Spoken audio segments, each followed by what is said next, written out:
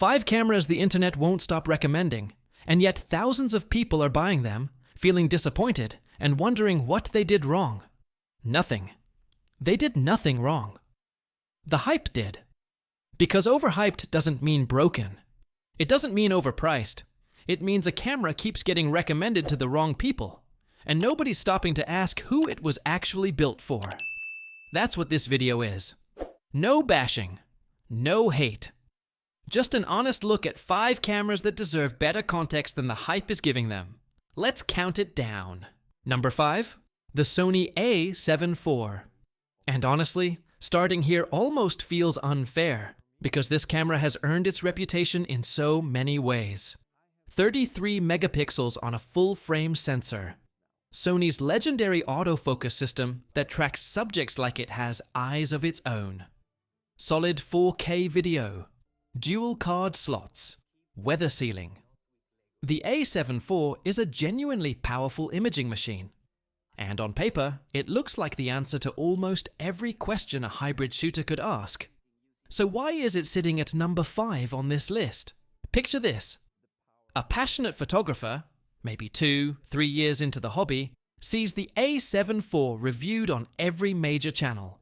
Best all-rounder of the generation. Do everything camera.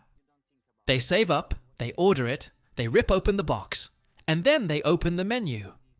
If you've never been inside a Sony menu system before, it's a world unto itself.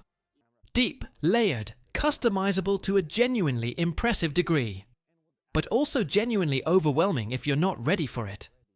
Add to that the sheer density of the body, the weight in your hands, and the realization that truly getting the best out of this camera requires a serious time investment. And suddenly that do-it-all label starts to feel conditional. The A7 IV is incredible for a photographer or hybrid creator who's ready to meet it halfway. If you're willing to put in the learning hours, it will absolutely reward you. But the hype presents it as plug-and-play capable. And for a lot of the people drawn to it, that gap between expectation and reality is where the disappointment quietly lives. Number 5. Great camera. Overhyped as an accessible all-rounder. Number 4. The Fujifilm X-T5. And I'll be upfront. I have a soft spot for this one, because the X-T5 is genuinely stunning, and Fujifilm put real soul into this camera. 40 megapixels in an APS-C body. That alone is remarkable. The files this camera produces, the detail, the dynamic range, the sheer richness, are the kind that make you slow down and appreciate a still image. And then there are the film simulations. Velvia, Classic Chrome, Eterna. These aren't just presets. They're a whole philosophy about how a photograph should feel. Fujifilm has built a loyal community around that, and for good reason. And the body itself, the dials, the tactile controls, the retro design, shooting with an X-T5 just feels different. More intentional, more analog, more like art. Here's the problem. The internet, especially the filmmaking side of YouTube, started positioning the X-T5 as a hybrid powerhouse. And that framing attracted a wave of video creators who fell in love with the Fujifilm aesthetic and assumed the video performance would match the still image quality. But Fujifilm made a very deliberate choice with the X-T5. They pulled back on video compared to the X-T4. No flip-out screen for easy self-shooting. Rolling shutter that can be noticeable in certain situations. Thermal limitations on longer video sessions. No full-frame equivalent, which matters for certain video looks. Fujifilm wasn't hiding this. They built the X-T5 for photographers. Specifically, intentionally. But the hype didn't carry that memo. So a camera designed for still shooters ended up being sold, loudly, to video creators who deserved better guidance. If you shoot stills, this might genuinely be one of the best APS-C cameras available. If video is your primary output, the X-T5 is wearing a filmmaker's costume over a photographer's soul. Number 4. Number 3. The Canon EOS R7. Now we're getting into the heart of the list, and this one comes with a really seductive pitch. 32 megapixels.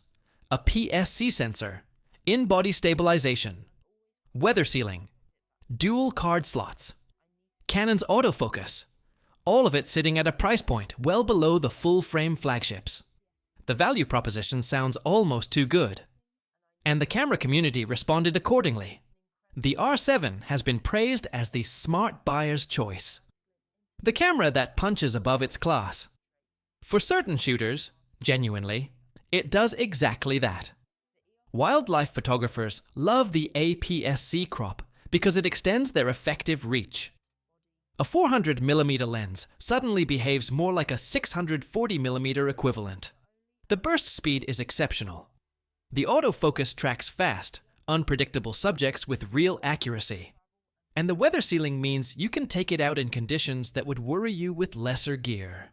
In that world, the R7 is an outstanding camera. But here's where the hype gets slippery. A huge portion of the people buying the R7 right now are video creators. They see the specs, they see Canon's name, they see the price, and they expect a gateway into that smooth, cinematic Canon video experience. What they don't always see in the headlines, significant sensor crop in video modes, depending on how you're shooting. And without a full sensor readout available in all modes, achieving that wide, immersive cinematic frame can require more lens investment and more workaround than the reviews typically spell out. The R7 was engineered for fast subject photography. It excels there. However, because it was reviewed by people who specialize in fast subject photography, and their enthusiasm was translated to a general audience, the camera received recommendations far beyond its ideal use case. Right camera, number 3 on the overhype list. All right, quick pause, because here's something most camera videos never actually say. The reviewers aren't wrong. A wildlife photographer calling the R7 incredible, that's true. A hybrid shooter raving about the A7 IV, completely valid. The problem isn't dishonesty, it's that reviews carry authority without carrying context. By the time a video gets shared and clipped a dozen times, the context disappears. All that's left is, this camera is amazing. Buy it. And that message lands on people who are nothing like the reviewer. That's the hype trap. No bad intentions required. Keep that in mind as we hit the top 2. Number 2, the Canon EOS R6. And placing this camera at number 2 might genuinely surprise some of you because the R6 has a very real, very deserved fan base. The autofocus is exceptional. Subject tracking, eye detection, animal detection, Canon's dual-pixel CMOS AF is consistently rated among the best in the business, and the R6 is a prime showcase for it. The in-body stabilization is class-leading. Low-light performance is remarkable, and the video output is smooth, clean, and genuinely professional-looking. Sports photographers love it. Event shooters rely on it. Action videographers trust it. So what's the issue? 20 megapixels. Now, before anyone closes the video, let me explain exactly why that matters in this context. The R6 has been marketed and reviewed as a premium hybrid camera. It sits at a premium price point. And the way it's talked about online, you'd assume it's a well-rounded choice for virtually any serious shooter. But there's a large growing segment of the people buying the R6. Portrait photographers, commercial photographers, content creators who need flexibility in post, for whom 20 megapixels creates a very real ceiling. When a client wants a large format print, when you need to crop significantly to fix a composition, when a brand campaign requires high-resolution deliverables, suddenly that ceiling becomes a wall. The R6 was engineered for speed over resolution. That's a legitimate design philosophy, and for the right shooter, it's the perfect trade-off. But the hype didn't clearly communicate that trade-off to the portrait photographer. The commercial shooter, the creator who assumed premium camera, meant covers everything. At number 2, because the gap between expectation and reality here affects a genuinely wide audience. And number 1, the most overhyped camera of 2026. The Sony ZV-E10. Now, I want to be extra careful here, because the ZV-E10 is genuinely accessible, genuinely capable, and genuinely well priced. and the people recommending it are doing so because they want to help beginners get started. That intention is real, but intention and outcome are two different things. Here's the situation. The ZV-E10 is almost universally recommended as the go-to camera for new creators. Start here. It's simple. It's Sony. It'll last you years. And for a first-time buyer on a budget, that pitch is incredibly attractive. Flip screen? Check. Decent autofocus? Check. Clean 4K video? Check. Access to Sony's E-mount lens ecosystem? Check. And then you take it out to film your first vlog. Handheld. Walking around a city. Moving. Dynamic. Real creator content. And the footage is shaky. Noticeably shaky. Because the ZV-E10 has no in-body image stabilization whatsoever. Now, this isn't hidden information. It's in the specs. But the way this camera is recommended to beginners, the stabilization gap rarely gets the emphasis it deserves. And who is most affected?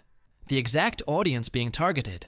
Newer creators, budget-conscious buyers, people who don't yet own a gimbal, and who weren't budgeting for one. You either shoot on a tripod, buy a gimbal, adding meaningful cost to a budget recommendation, or rely on electronic stabilization, which crops your image and still doesn't fully solve the problem. The ZV-E10 has its place.